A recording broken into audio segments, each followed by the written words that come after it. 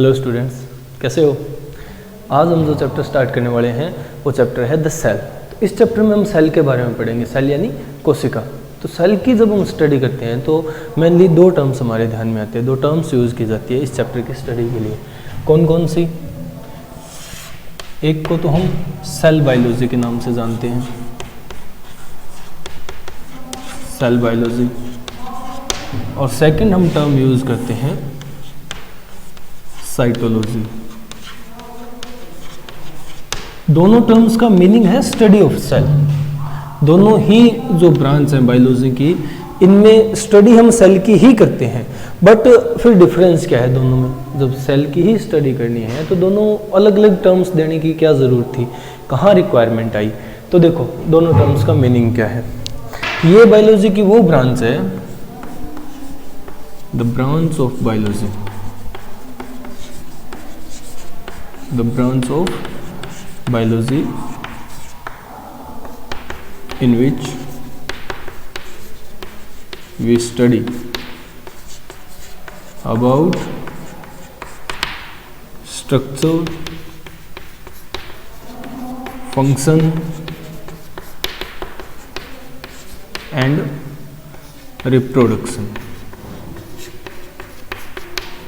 of cell। Cell biology की वो branch है जिसमें हम सेल के स्ट्रक्चर, फंक्शन और कैसे सेल रिप्रोड्यूस करता है ये पढ़ते हैं। ठीक है, क्लियर हो गया। मतलब बायो की वो ब्रांच जिसमें सेल का स्ट्रक्चर डिफाइन करते हैं हम लोग, उसके फंक्शंस देखते हैं और कैसे सेल नंबर में इंक्रीज होते हैं यानी रिप्रोड्यूस होते हैं वो देखते हैं। क्लियर, ये सेल बायोलॉजी है। साइटोलॉजी की जहाँ बात आती है, साइटोलॉजी है द ब्रांच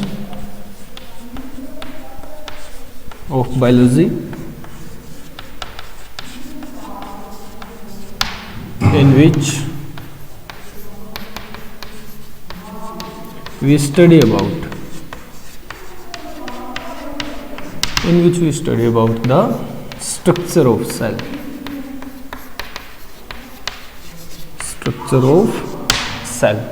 यानी बायोलॉजी की वो ब्रांच जिसमें हम सिर्फ सेल का स्ट्रक्चर ही डिफाइन कर पाते हैं, सिर्फ सेल के स्ट्रक्चर के बारे में ही देखते हैं कि सेल का स्ट्रक्चर है कैसा, उसके अंदर कंपोनेंट्स कौन कौन से आते हैं और सेल किस तरह बना हुआ होता है। क्लियर। तो ये दो मेन डिफरेंसेस हैं जो टर्म्स हम लोग यूज़ करते हैं सेल की स्टडी के लिए। उनमें first cell biology, second cytology. ठीक है, तो आगे से कंफ्यूज होने की ज़रूरत है नहीं।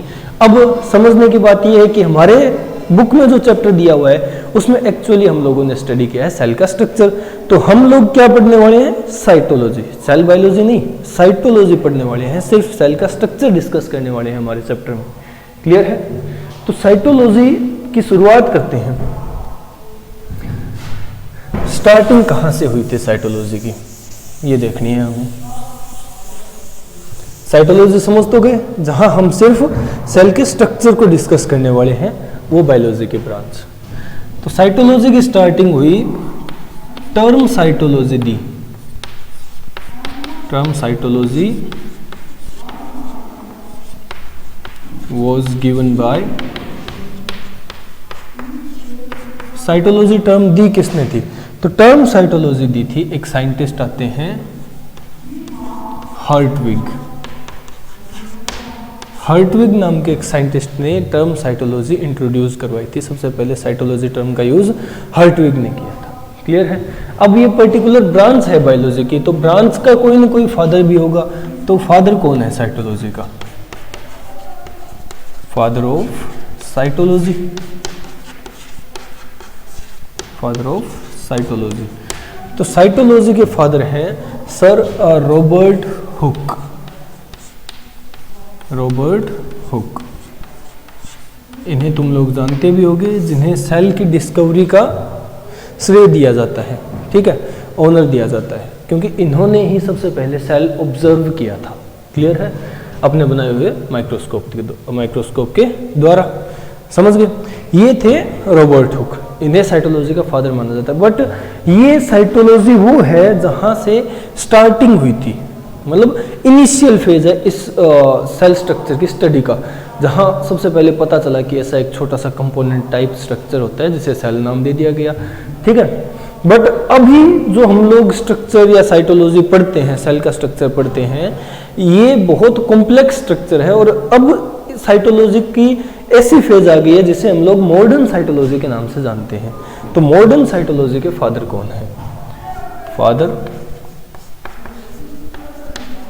Of modern cytology, modern cytology के फादर, मॉडर्न साइटोलॉजी के फादर हैं सर सीपी स्वानसन। मॉडर्न साइटोलॉजी के फादर हैं सर सीपी स्वानसन। अभी जो करंट साइटोलॉजी हम लोग पढ़ते हैं वो साइटोलॉजी या उसमें जो इम्पोर्टेंट डिस्कवरीज या जो भी हम कहें सबसे इम्पोर्टेंट पार्ट या रोल किसने प्ले किया था, वो सर सीपी स्वानसन थे, इसलिए इन्हें मॉडर्न साइटोलॉजी का फादर कहा जाता है। क्लियर है? बात आती है कि हमारे इंडिया में साइटोलॉजी की शुरुआत किसने की, तो father of Indian cytology, father of Indian cytology, Indian cytology का फादर माना जाता है डॉक्टर ए.के. शर्मा को। Doctor A K. शर्मा को इंडियन साइटोलॉजी का फादर बताया जाता है। तो ये साइटोलॉजी कुछ बेसिक इंट्रोडक्शन या कुछ पॉइंट्स थे। जैसे टर्म साइटोलॉजी किसने दी?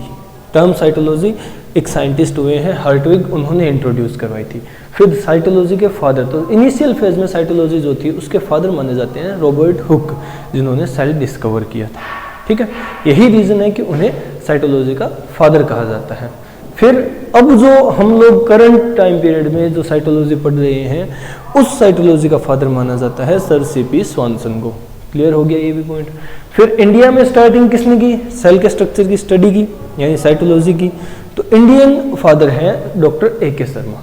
क्लियर हो गया चारों पॉइंट? चलो आगे चलते हैं। ये थे कुछ बेसिक पॉइंट साइटोलॉजी के बारे में। अब हम बात करते हैं कि जो रॉबर्ट हुक हैं, जिन्हें हम लोग फादर मानते हैं साइटोलॉजी का, उन्हें फादर बताने का रीज़न क्या था? उन्हें ही फादर क्यों बनाया गया? बाप तो कोई भी बन सकता है, तो उन्हें ही फादर बनाने का रीज़न ये था कि जो रॉबर्ट हुक थे, रॉबर्ट हुक जो साइंटिस्ट थे, इन्होंने फर्स्ट टाइम सेल को ऑब्जर्व किया था। फर्स्ट टाइम ऑब्जर्व सेल, खुद के बनाए हुए एक बहुत ही प्रिमिटिव टाइप माइक्रोस्कोप से इन्होंने एक सेल का स्ट्रक्चर ऑब्जर्व किया था। ठीक है, बट वो सेल कौन सा था जिसे रॉबर्ट हुक ने ऑब्जर्व किया? तो ये सेल था, but the cell was of a dead piece of cork। Cork होता है लकड़ी का टुकड़ा। ठीक है, लकड़ी के टुकड़े के छोटे से पीस में से उन्होंने सेल को ऑब्जर्व किया था। बट ये सेल था क्या? डेड, क्योंकि लकड़ी पेड़ का हिस्सा थी, पेड़ से कट गई, वो कॉर्क के रूप में यूज हुई। लकड़ी कॉर्क होता है, पुराने टाइम में जो ग्लास बोतल्स होती थी उनके ढक्कन के रूप में यूज़ किया जाता था। आज भी शैंपेन वगैरह की बोतल में देखने को मिल जाते हैं। तो उस कॉर्क के पीस में ऑब्जर्व किया था इन्होंने सबसे पहले सेल को। ठीक है, क्लियर है? बट वो सेल तो डेड था। आफ्टर ऑल किया तो ऑब्जर्व और डिस्कवर किया कि हाँ ऐसा कोई कंपार्टमेंट टाइप स्ट्रक्चर होता है जिसे मैं नाम सेल दे रहा हूँ। तो सेल टर्म आई कहाँ से? बात ये आती है, तो जो टर्म सेल है ना, टर्म सेल, वो आई है derived from a Greek word. Greek language का एक वर्ड है सेलुला। ग्रीक लैंग्वेज का एक वर्ड है सेलुला, जिसका मतलब होता है होलो स्पेस। खोखली जगह, होलो स्पेस। और इसी टर्म से हमारे पास टर्म आई है सेल। क्लियर हो गया? तो सेल वर्ड आया कहाँ से? एक ग्रीक लैंग्वेज का वर्ड है सेलुला, वहाँ से डिराइव किया गया है, जिसका मतलब है होलो स्पेस। और इन्होंने first time term cell use की थी, यूज द टर्म, यानी इंट्रोडक्शन किया कैसे कि मैंने ये डिस्कवरी की, बताया कैसे लोगों को। तो इन्होंने एक बुक लिखी जिसमें इन्होंने फर्स्ट टाइम टर्म सेल का यूज किया था। तो use the term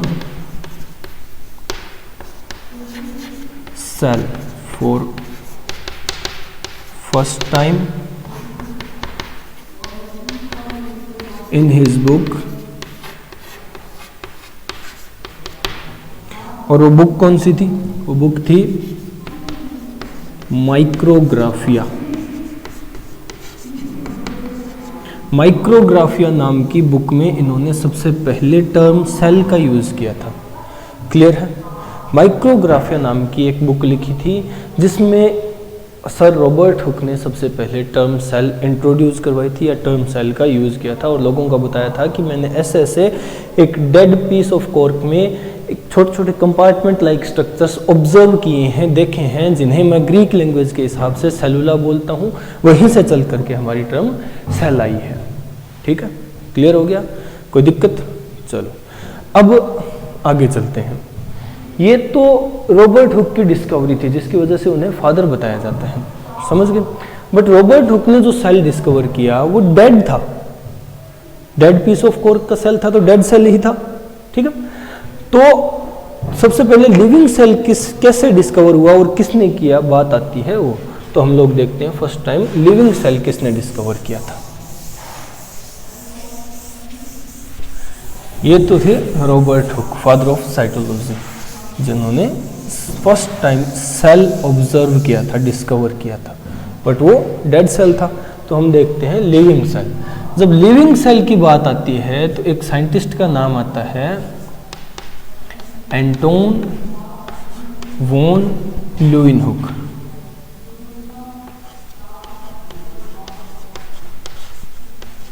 Anton von Leeuwenhoek. Anton von Leeuwenhoek वो साइंटिस्ट थे जिन्होंने first time living cell observe किया था, जिन्होंने first time living cell observe किया था। डिस्कवर द लिविंग सेल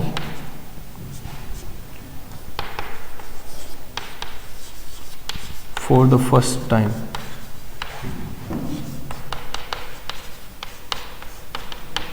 पहली बार इन्होंने लिविंग सेल डिस्कवर किया या ऑब्जर्व किया था। और जो लिविंग सेल इन्होंने ऑब्जर्व किए वो कौन कौन से थे? तो बात आती है कि ही ऑब्जर्व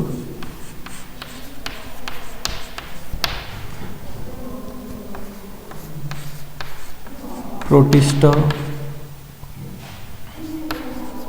बैक्टीरिया, आरबीसी यानी red blood cells and mammalian sperm तक को इन्होंने ऑब्जर्व किया सबसे पहले। क्लियर है? तो इन्होंने सबसे पहले लिविंग सेल ऑब्जर्व किया था अपने बनाए हुए माइक्रोस्कोप के द्वारा, और उस माइक्रोस्कोप में इन्होंने कई तरह के लिविंग सेल देखे, जैसे प्रोटिस्टा देखे, कुछ प्रोटिस्टा फाइलम के मेंबर्स, बैक्टीरिया वगैरह, RBC red blood cells, mammalian यानी ह्यूमन स्पर्म देखा था। क्लियर है? और इन स्ट्रक्चर्स को इन्होंने नाम दिया। इन्होंने सेल नहीं कहा। जिन छोटे छोटे होलो स्पेस कंपार्टमेंट्स को रॉबर्ट हुक ने सेल कहा था, उन कंपार्टमेंट्स को या उन छोटे स्ट्रक्चर्स को एंटोन वॉन ल्यूइनहुक ने सेल ना कह करके अपनी ही एक पर्टिकुलर टर्म दी थी। तो हम लोग लिखते हैं एंड टर्म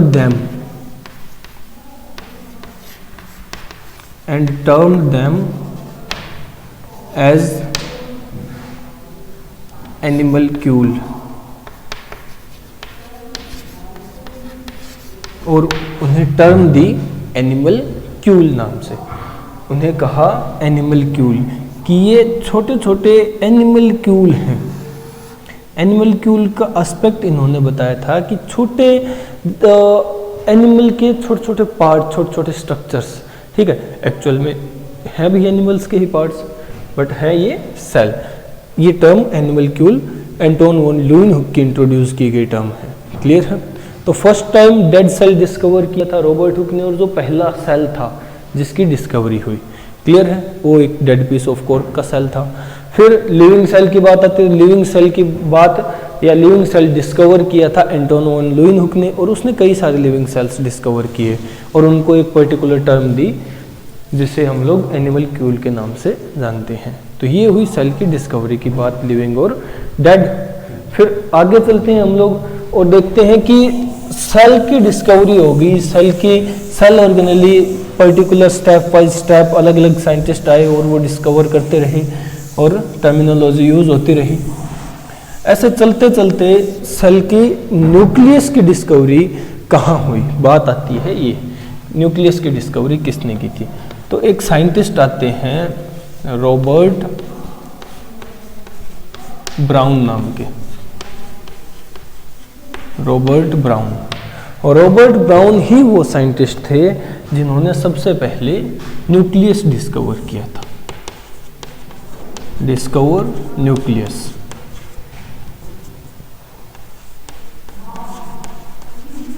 जिन्होंने सबसे पहले न्यूक्लियस डिस्कवर किया था।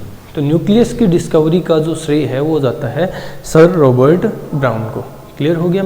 अब इसके बाद जो मेन पॉइंट थे डिस्कवरी के, यानी dead cell Robert Hooke, living cell Antonie von Leeuwenhoek और न्यूक्लियस रॉबर्ट ब्राउन, ये कंप्लीट हो चुके हैं। फिर हम लोग बात करेंगे अब आगे चल करके कि सेल के बेसिस पे ऑर्गेनिजम्स को डिफरेंशिएट कैसे किया जाता है, कि ऑर्गेनिजम्स को हम लोग कैसे डिवाइड करेंगे, डिफरेंशिएट करेंगे सेल के बेसिस पे। ठीक है, तो देखो मैं पॉइंट देता हूं, differentiating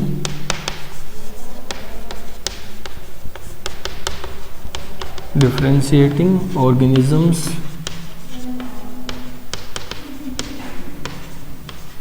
on the basis of number of cells। Cells कितने हैं उस ऑर्गेनिज्म की बॉडी में, इसके बेसिस पे हम ऑर्गेनिजम्स को डिफरेंशिएट करेंगे। ठीक है, तो इस बेसिस पे दो तरह के ऑर्गेनिज्म देखे जाते हैं। कौन कौन से, ये तुम लोग वेल नोन हो, जानते हो ये चीज़ें कि दो तरह के ऑर्गेनिज्म कौन से हैं। एक तो है यूनिसेलुलर ऑर्गेनिज्म और एक आता है multicellular. Unicellular and multicellular organism, differences क्या हैं दोनों में। यूनिसेलुलर ऑर्गेनिज्म वो होते हैं जिनकी बॉडी सिंगल सेल की हो, तो मैं लिखूंगा single celled bodies, single celled body, एक ही सेल की बनी हुई है पूरी की पूरी बॉडी। मल्टीसेलुलर ऑर्गेनिज्म कौन से होते हैं, जिनकी बॉडी बहुत सारे सेल की बनी हुई हो, body composed of more than one cell, एक से ज़्यादा सेल से बनी हुई कितने भी हो सकते हैं ऐसी बॉडी हो, वो ऑर्गेनिज्म मल्टीसेलुलर ऑर्गेनिज्म कहलाते हैं। अब ये चीज़ यहाँ पढ़ने का रीज़न क्या है, ये पॉइंट यहाँ देखने का रीज़न क्या है, तो हम लोग इस पॉइंट से ये क्लियर करना चाहते हैं कि इस अर्थ पे, इस यूनिवर्स में ऑर्गेनिज्म सिंगल सेलुलर भी हैं, यानी यूनिसेलुलर भी हैं और मल्टीसेलुलर भी हैं। समझ गए? तो अगर मैं कहूँ कि कुछ ऑर्गेनिज्म ऐसे हैं जिनकी पूरी की पूरी बॉडी एक ही सेल की बनी हुई है, यानी उस ऑर्गेनिज्म की लाइफ के लिए जितने भी एसेंशियल फंक्शन होंगे वो सारे के सारे एक सिंगल सेल ही परफॉर्म कर रहा होगा। क्लियर है? यानी उस ऑर्गेनिज्म की लाइफ के लिए जितने भी फंक्शन होंगे जो एसेंशियल हैं परफॉर्म होने, वो सारे के सारे फंक्शन एक सिंगल सेल ही परफॉर्म कर रहा होगा, क्योंकि पूरी की पूरी बॉडी एक सिंगल सेल की ही है। समझ गए? जब एक सिंगल सेल सारे एसेंशियल लाइफ फंक्शंस परफॉर्म कर रहा है, तो क्या मैं ये कह सकता हूँ कि सेल किसी भी ऑर्गेनिज्म की basic fundamental structural and functional unit है? कह सकता हूं या नहीं? क्योंकि वो सारी लाइफ प्रोसेसेस जो एक मल्टी सेलुलर ऑर्गेनिज्म की बॉडी परफॉर्म करती है, समझ रहे हो, वही सारी लाइफ प्रोसेसेस एक single cellular organism, unicellular organism की सिंगल सेल्ड बॉडी भी परफॉर्म करी है, यानी वो एक सिंगल सेल भी परफॉर्म कर रहा है। समझ गए? तो जब सिंगल सेल ये सारे फंक्शन परफॉर्म कर रहा है तो मैं ये कह सकता हूं कि एक सिंगल सेल पूरी की पूरी बॉडी की basic fundamental structural and functional unit है। क्लियर है? समझ गए? यही पॉइंट हमें यहां देखना है। तो देखो, इस बेसिस पे मैं एक पॉइंट दे सकता हूं कि single cell is capable of performing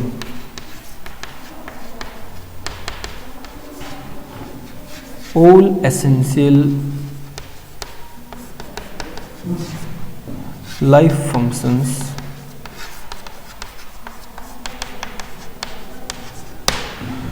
कि एक सिंगल सेल भी कैपेबल है वो सारे एसेंशियल लाइफ फंक्शन परफॉर्म करने के लिए, ठीक है, जो एक बॉडी कर सकती है। इसीलिए यहाँ से एक पॉइंट डिराइव होता है कि we can say that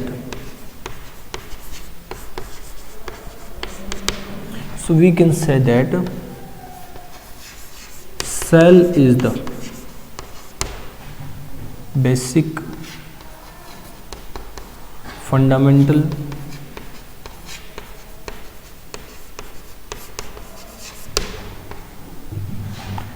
structural and functional, basic structural fundamental functional unit of life,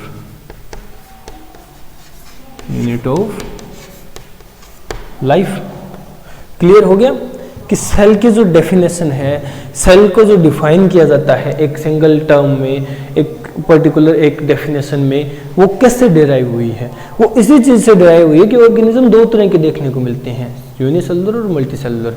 unicellular organism की सिंगल सेल्ड बॉडी सारे लाइफ फंक्शंस परफॉर्म करती है जो एसेंशियल है जिंदा रहने के लिए, फॉर देयर लिविंग एग्जिस्टेंस। तो वही सारे फंक्शन जब एक सिंगल सेल परफॉर्म कर रहा है और वही सारे फंक्शन एक मल्टी सेलुलर की पूरी बॉडी परफॉर्म कर रही है, तो हम लोग कंपेयर करके कह सकते हैं कि एक सेल जो है वो किसी भी बॉडी की basic fundamental structural and functional unit है। क्लियर है? यहां तक क्लियर हुए पॉइंट? चलो आगे चलते हैं। ये थे जहां से सेल की डेफिनेशन डिराइव हुई है, हमारे पास सेल की डेफिनेशन आई है। क्लियर? ये वो पॉइंट था। अब आगे चलते हैं। सेल की डिस्कवरी हो गई, ठीक है, सेल की डेफिनेशन हो गई। अब एक्चुअल सेल के स्ट्रक्चर की स्टार्टिंग पे आते हैं कि सेल के स्ट्रक्चर की स्टडी कहाँ से स्टार्ट हुई थी, साइटोलॉजी की स्टार्टिंग कहाँ से हुई थी। तो देखो, जब सेल के स्ट्रक्चर की स्टडी करना हम लोग स्टार्ट करते हैं तो बेसिकली हमें फर्स्ट पॉइंट हमें मिलता है कि दो साइंटिस्ट आते हैं जिन्होंने सेल के स्ट्रक्चर के बारे में हमें बताना शुरू किया और उन्होंने इस चीज़ को पोस्टुलेट किया एक थ्योरी के रूप में, जिसे हम लोग सेल थ्योरी के नाम से पढ़ते हैं। तो हम लोग बात करेंगे सेल थ्योरी की। सेल थ्योरी, सेल थ्योरी की स्टार्टिंग होती है तो हमें देखने को मिलता है कि दो साइंटिस्ट थे, दो ऐसे साइंटिस्ट थे जिनमें से एक तो जर्मनी का था और एक ब्रिटिश इंग्लैंड का साइंटिस्ट था। दोनों साइंटिस्ट ने डिस्कवरीज की अलग अलग, और वो दोनों साइंटिस्ट थे, एक तो था मैथ्यू स्टिल्डन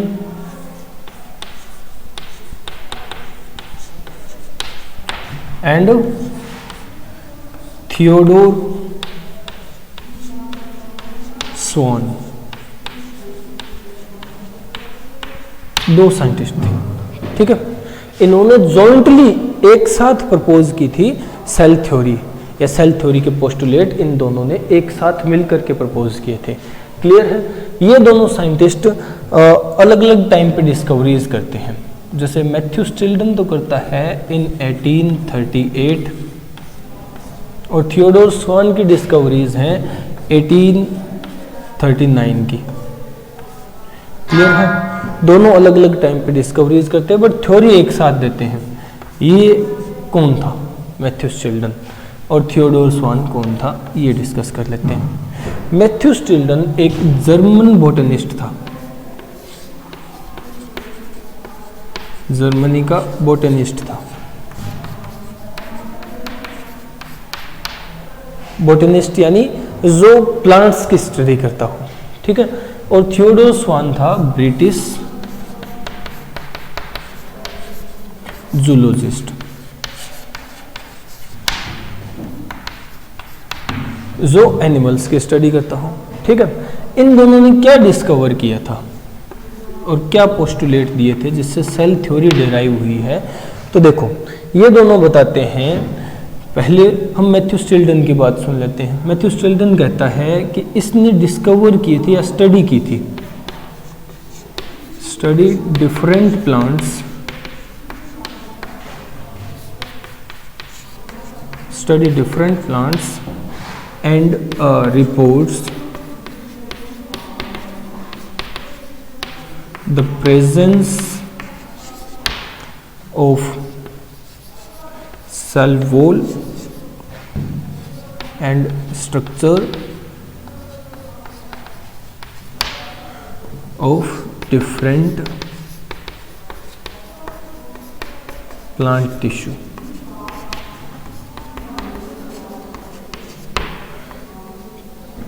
मैथ्यूस चिल्ड्रन ने क्या किया था? इसने अलग अलग प्लांट्स की स्टडी की, ठीक है, और बताया कि प्लांट सेल्स के पास एक स्पेशल स्ट्रक्चर होता है जिसे हम लोग सेल वॉल के नाम से जानते हैं। और दूसरा, इसने प्लांट के अलग अलग टिश्यूज का स्ट्रक्चर भी स्टडी किया था। क्लियर है? ये इसकी डिस्कवरी थी, इसकी स्टडी थी। जबकि थियोडोर स्वान ने क्या किया? Study different animals,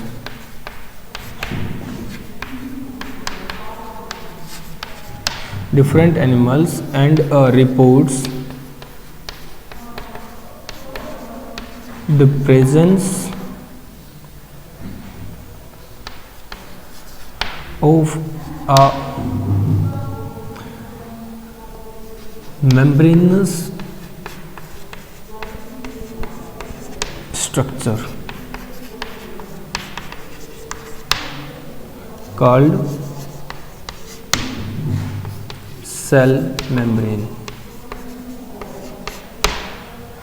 Theodore Schwann ने क्या किया? इसने अलग अलग एनिमल सेल्स को स्टडी किया, ठीक है, और बताया कि हर तरह के एनिमल सेल के पास एक मेम्ब्रेन स्ट्रक्चर कंपलसरी होता है प्रेजेंट होना, और वो कौन सा है? उस मेम्ब्रेन को हम लोग सेल मेम्ब्रेन के नाम से जानते हैं, प्लाज्मा मेम्ब्रेन बोलते हैं, प्लाज्मा लीमा बोलते हैं, ठीक है। इस मेम्ब्रेन की प्रेजेंस हर एनिमल सेल के पास है। जबकि मैथ्यूस चिल्ड्रन ने क्या बताया कि एक rigid cell wall like structure है जिसकी प्रेजेंस हर प्लांट सेल के पास होती है। फिर इन दोनों ने एक साथ मिलकर के स्टडी की और पता किया, जैसे थियोडोर स्वान ने एनिमल सेल के बाद प्लांट सेल्स की भी स्टडी की थी। कुछ प्लांट सेल्स को स्टडी करके उसने ये बताया कि सेल मेम्ब्रेन जो है वो सिर्फ एनिमल सेल में नहीं, प्लांट सेल में भी प्रेजेंट होती है, बट एनिमल सेल में सेल वॉल नहीं होती, यानी प्लांट सेल में तो दोनों cell membrane and cell wall दोनों प्रेजेंट है, जबकि एनिमल सेल में सिर्फ एक सेल मेम्ब्रेन ही प्रेजेंट है। समझ गए? कोई दिक्कत, कोई doubt?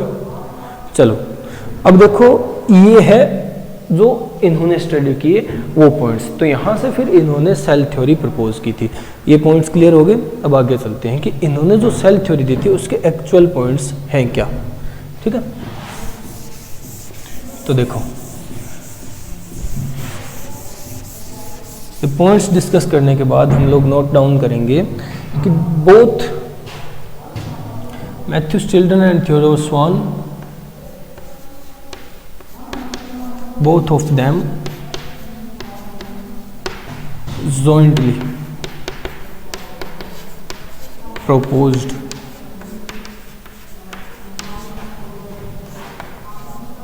the cell theory।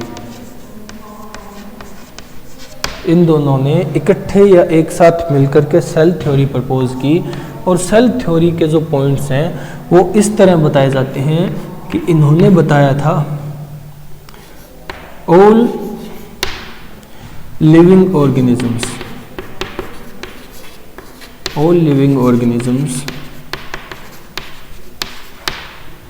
are composed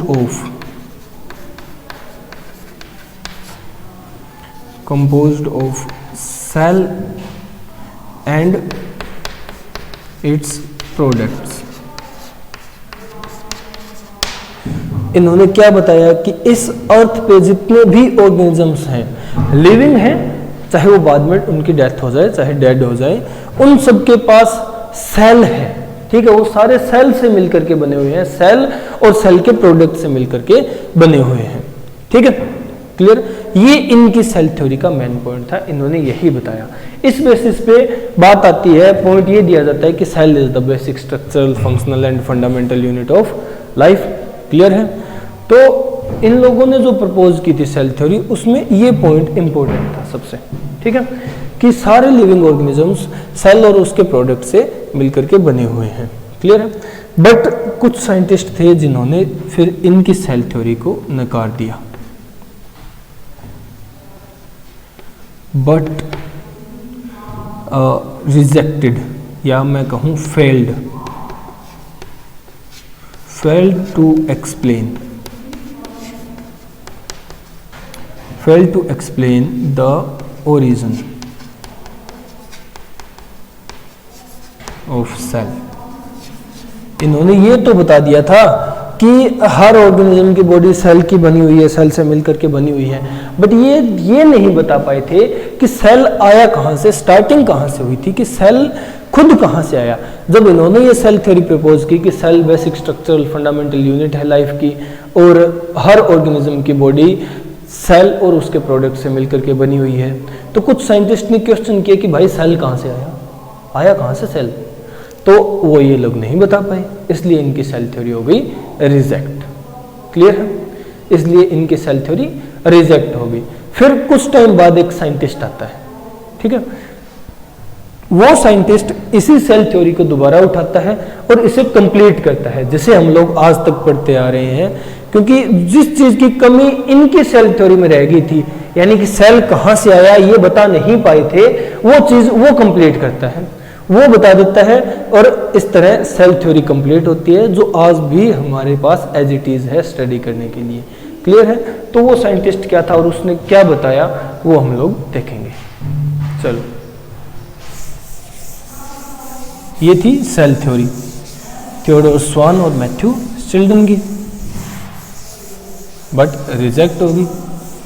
तो फिर एक साइंटिस्ट आते हैं,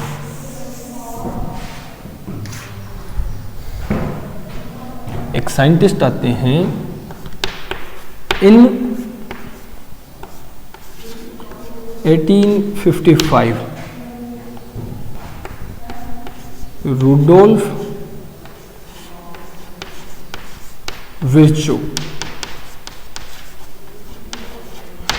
1855 में रूडोल्फ विर्चो नाम का एक साइंटिस्ट था जिसने प्रपोज्ड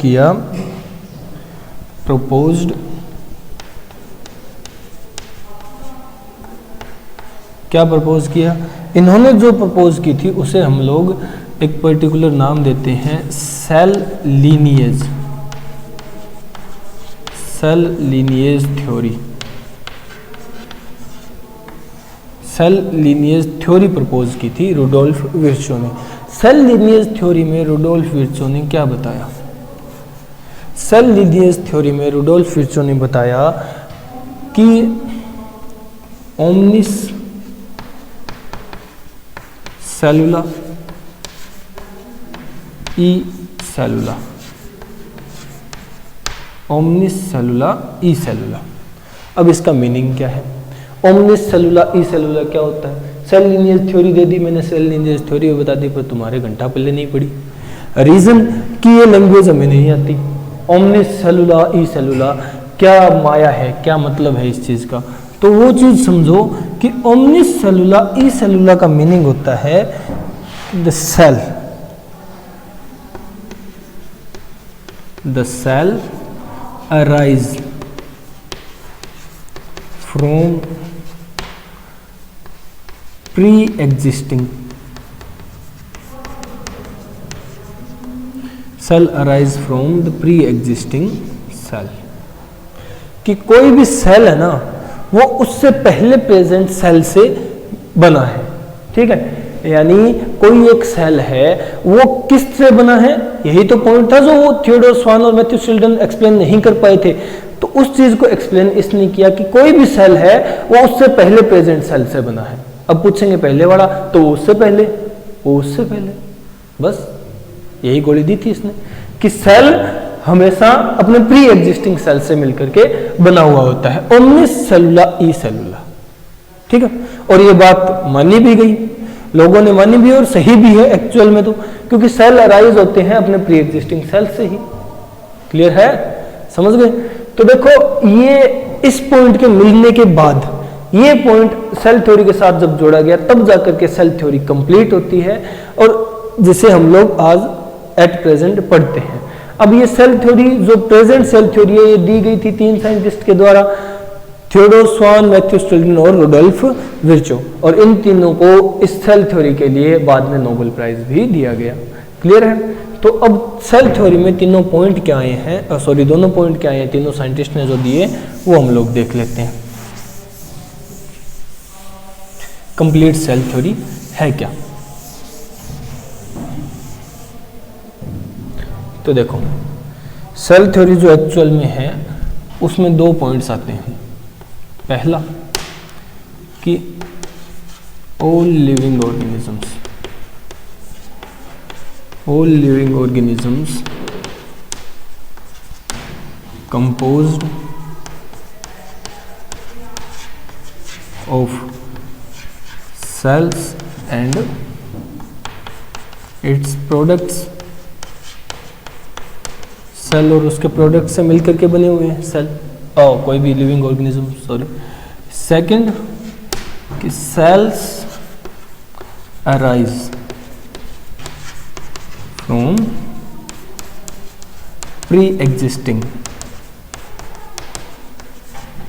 सेल्स, कि कोई भी सेल है वो अपने प्री एग्जिस्टिंग सेल से अराइज हुआ है, प्री एग्जिस्टिंग सेल से मिलकर के बना है या प्री एग्जिस्टिंग सेल ने किसी सेल को बनाया है।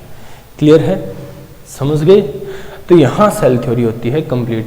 ये 2 मेन इंपॉर्टेंट पॉइंट हैं सेल थ्योरी के, और इसी के बेसिस पे बताया जाता है कि cell is the basic structural functional and fundamental unit of life. Clear है। तो आज इस लेक्चर में बस इतना ही, बाकी हम लोग नेक्स्ट लेक्चर में स्टडी करेंगे। Okay bye, stay safe, stay home.